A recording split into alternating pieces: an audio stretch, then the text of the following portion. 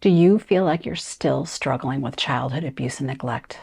Do you wish that someone would finally understand you and nurture you in the way that you deserve to be as a child? In today's video, we're diving deep into how to become your own safe space. We're going to talk about letting go of resentment and nurturing yourself in a way that you might have missed out on while you were growing up. I'm sharing 4 steps on how to become the parent for yourself that you never got to have. And you'll want to stick around for steps 3 and 4 because they're a bit unconventional, but they're backed by science and they've really worked for me. Hi, I'm Kristen. I have a background as a nurse educator and a degree in psychology, but more importantly, I have healed from my own past trauma, PTSD, anxiety, and depression. And I want to share the things that I've learned with you so that you can also heal. It is possible to suffer less and lead a more joyful life. I have created a resource list of most of the things that I have done to heal my mental health over the past several years, and I want to share those things with you. It's a free guide that you can click the link below, and I will send it to you. Also, please click the thumbs up button and share this video with anyone that you think might benefit from it, and also please click the subscribe button. Step 1, put on your oxygen mask. Have you ever heard on an airplane where they say, put your oxygen mask on before helping others? This is really important, especially if you're going to be doing deep psychological work. You have to be ready to do it. You have to be physically ready, healthy, and not overextend yourself. First, you want to prioritize food, sleep, and movement. You want to try to eat as healthy as you can, and that means whole foods as much as possible. You need to prioritize getting 8 hours of sleep a day. That's really important when you're doing psychological work, not to be sleep deprived. And then you want to get some sort of movement. That's going to help reduce your stress levels. Next, don't overschedule yourself. Try to make space in your schedule for unpredictable things that come up. If we overschedule ourselves, and things happen, we end up having way too much on our plate, and then we get overly stressed, and that's not going to be helpful during a psychological transition. Do less. I have a good friend of mine that says, do as little as possible. And I think that's really good advice, especially when you're doing hard psychological work, to do as little as possible and don't overextend yourself. Step 2, it's a really hard one, but it's so important. And that's that recognizing and accepting that no one is going to rescue you. You are fully on your own, and you are fully on your own and responsible for healing from your childhood neglect and abuse, and no one's going to do it for you. I remember when I first did this for myself, when I went through this period of accepting that I was the only one that was going to take care of me, I felt sad. I felt resentful. I felt it was heavy.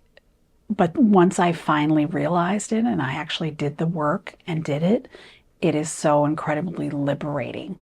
So the first thing you can do to help with this process is to talk to someone. It's a great topic to share with a therapist if you've got one, but it's also something that you can sit down and talk to a good friend about. Next is to honor your feelings. It is sad. It's sad that you didn't get what you deserved as a kid. That is super sad. And it's okay to be frustrated about that. It's okay to be angry about that. Have those feelings because it's a necessary part of the process. A good way to process those feelings is to journal. You can grieve the loss that you had through journaling. You can write down all of the frustrations and the anger and the things that you wish you would have gotten from your parents that you didn't get. That is going to help you process all of your feelings around this. Looking at your parents or caregivers that you had when you were growing up with compassion and possibly forgiveness can really help with this process. And in my example, I think about my mother. My mother was raising 2 older brothers of mine, had a full-time job, was a single mom. She didn't have the capacity to give me the attention that she needed to. And then my dad was more, he was an abusive person, but he grew up in an abusive household. I believe that his father grew up in an abusive household. They were formed that way from their conditioning and from their parenting.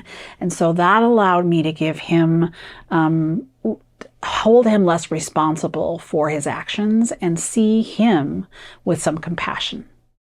Mindfulness and meditation can help with this entire process. If you practice mindfulness, if you practice meditation, it will help you be more in touch with your emotions and your feelings.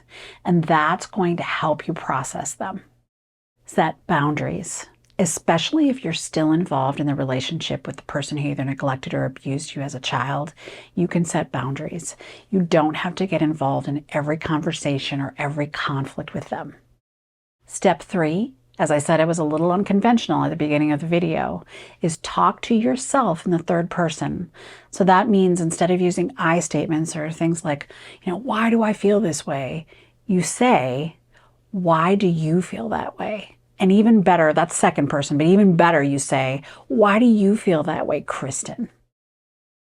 Research tells us that talking to ourselves in the third person allows us to see ourselves more like we would see someone else, with more compassion, with more empathy. We are usually the hardest on ourselves, right? So if we can see ourselves more like we would see another person, we are immediately going to be more gentle and more objective and softer. I heard about this when I was driving my car and listening to a story on NPR about talking to yourself in the third person. And so I started doing it immediately because I don't know, I like to try new things. But I started doing it and I felt like it really worked. So I started talking to myself, to use my name Kristen. And then I very quickly changed to calling myself Chrissy, which was my inner child name.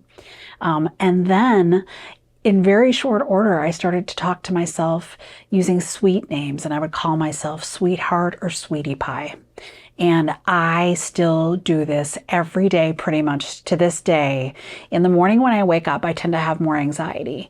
And I do some self-talk, and I talk to myself in the third person using sweet names. So I'll say things like, oh, it's going to be okay, Sweetie Pie. You can do it. It's going to be an okay day. Things like that. Step 4, take care of your own inner child. So first, I recommend visualizing yourself, visualizing your younger self.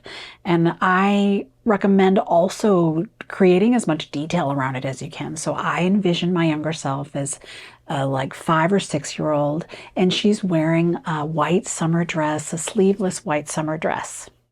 You can hug your inner child.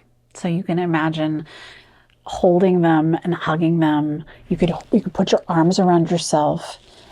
In the morning when I wake up and I talk to myself and I say Sweetie Pie and kind of give myself a pep talk for the day, sometimes I actually envision myself hugging my inner child. You can carry your inner child around. So this works for me, especially if I'm going through kind of an elongated, stressful period for whatever reason, just carrying a lot of anxiety, carrying a lot of stress, feeling vulnerable. I imagine myself carrying little Chrissy's, what I call her, around on my hip. And I support her and I carry her and I care for her. And this makes me feel so much better. One other thing you can think of trying is giving your inner child some rewards. So I have done this lately when I've been making YouTube videos because I'm getting my channel started, and it's not an easy thing to do. I have actually lately been giving my inner child gold stars. So I imagine giving my inner child the little gold sticker that you used to get when you were in grade school. And I imagine that she puts it here on her dress. And this has been a really great way for me to access the feeling of pride, especially if you have been a person that has been abused by someone who likes to belittle you, likes to kind of grab onto anything that you're good at and make you feel bad about it.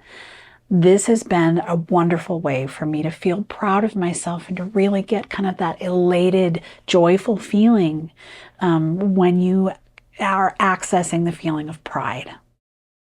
I hope you found this helpful. I can't tell you enough how much this process has helped me. It has given me so much freedom to basically be my own parent and be free from having the expectation that someone else is going to actually come and save me.